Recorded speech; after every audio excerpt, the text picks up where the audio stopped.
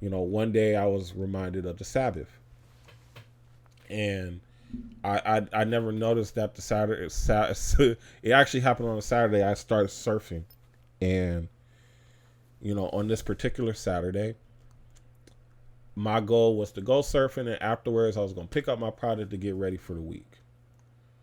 I listened to this YouTube video, and this is actually why I make YouTube videos, because I feel like it's a great way to get the message out.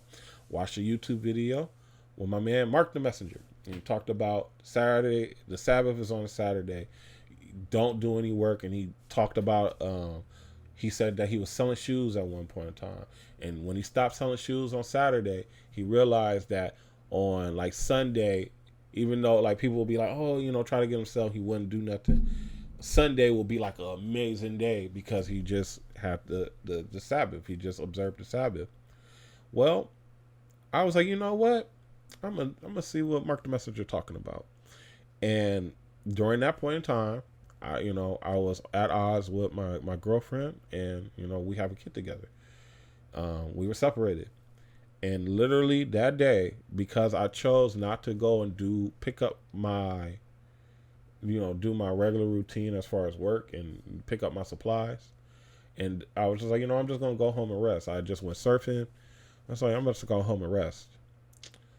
Man, I was driving down the street and my son had saw me. He's sitting in the back seat. He was like, "There go my daddy." I pull into the driveway and they pulled up right behind me. And it was like, "What you doing?" You know what I'm saying? Like, we were separated, but we wasn't beefing. I was like, "Nothing." And honestly, that was the start, because now we're together. That was the start of us getting back together. And I remember I realized, I was like, man, I can never give up the Sabbath after this, right? Well, I made a mistake.